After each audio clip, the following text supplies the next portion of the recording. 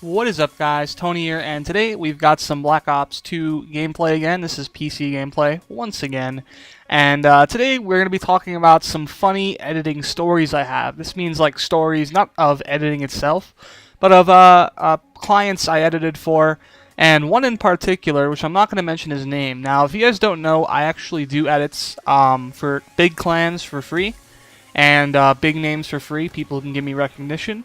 And if you don't have a lot of recognition, I do charge. It's not, one of the craziest prices in the world. It's a pretty good price overall.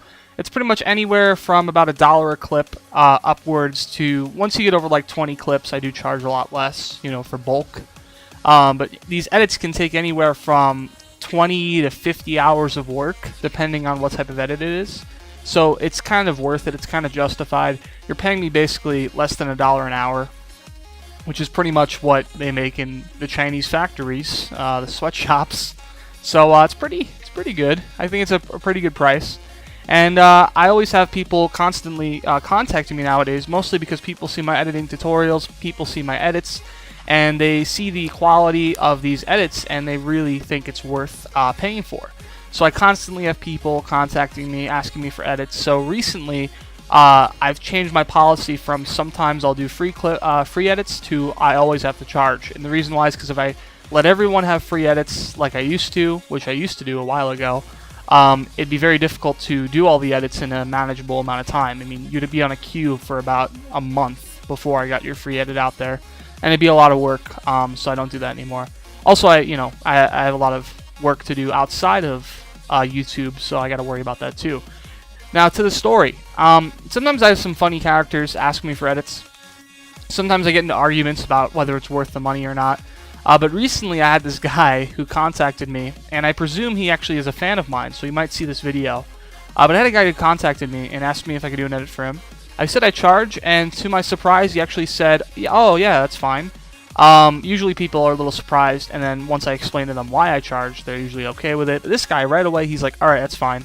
And then he said how much. I said $15. He wanted 13 clips edited. And he turned around and said, "Alright, well, can you do 2 extra clips for $15? So, 15 for 15.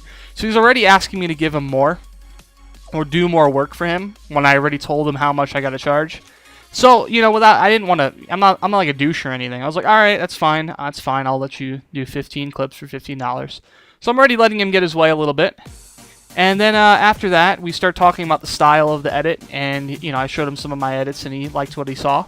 And out of nowhere, he says, I usually state before anything happens, I state to people that you have to pay me up front. The reason why I want to be paid up front is because A, I'm the one who's giving you the service. I mean, when you go to McDonald's, for example, do you get the food first and then you pay them?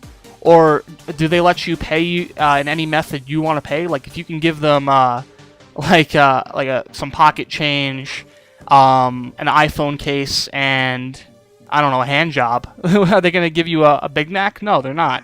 They want you to pay a certain way because they're the ones that are providing the service, and you came to them wanting the service. So I have a certain way I want to be paid, and if you don't want to pay that way, you're obviously not going to get an edit, which is fine by me. It's fine if you don't want to pay for an edit and you don't want an edit from me. That's cool. I'm not going to force you to do anything you don't want to do. So he instantly started saying how he wanted to pay me after I finished 30 seconds of the edit, and showed him it in a preview on a Skype call.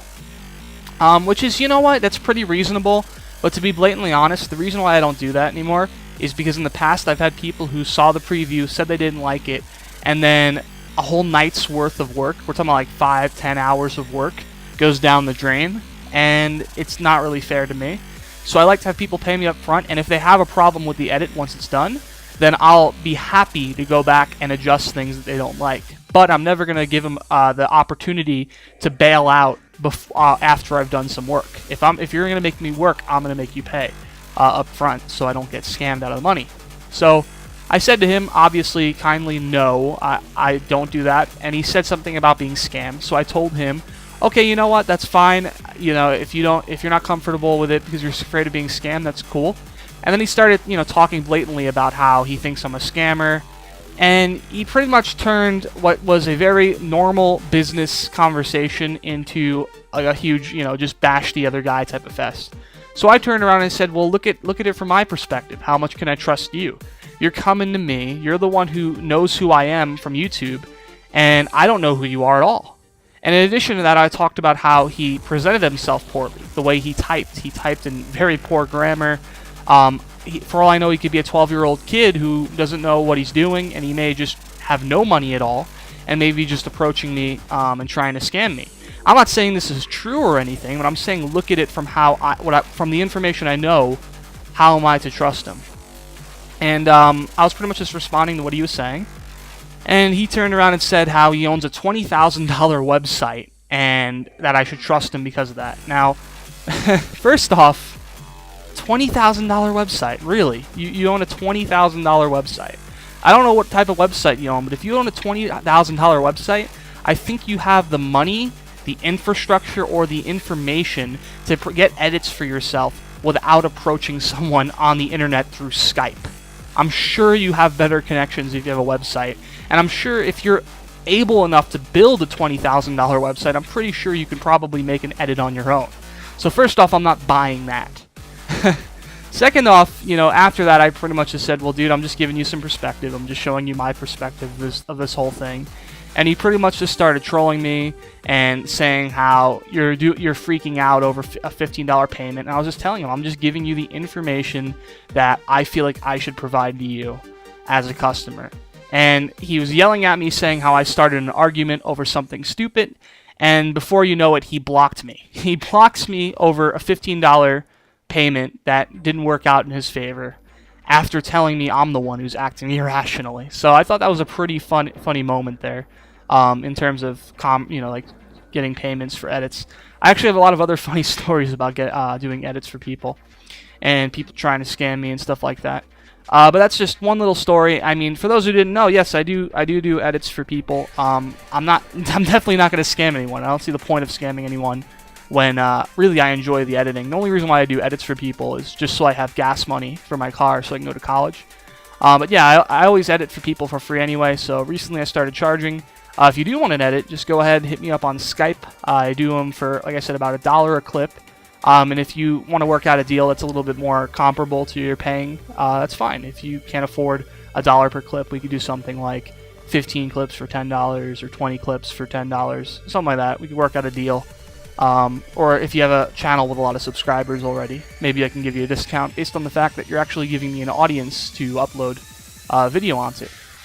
So yeah, that's pretty much that. That's my story about editing and stuff like that, and editing for people. It's pretty fun. I mean, I enjoy editing for people, but I get more enjoyment out of seeing the idiots who try to contact me and ask for edits. There's always the guys who go, you charge? Why do you charge for editing? Oh no, I don't know, because maybe it's 20 plus hours of work. I mean, it's crazy how much time goes into an edit. I mean, it's getting to the point where I don't even know if editing for money is worth it anymore.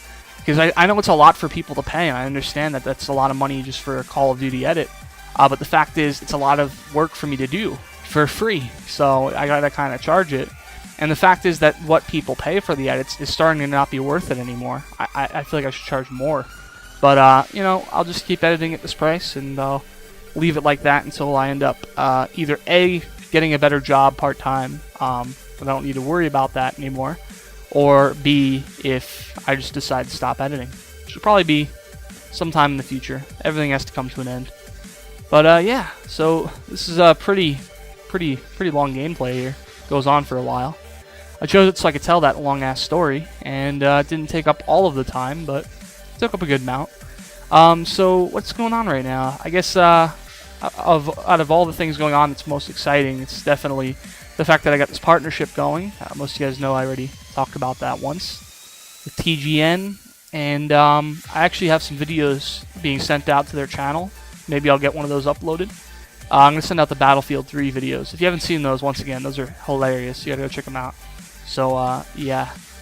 But I hope one of those will get up on their channel, because that'll give me a lot of publicity, and hopefully that'll result in better view counts, better subscribers that are active.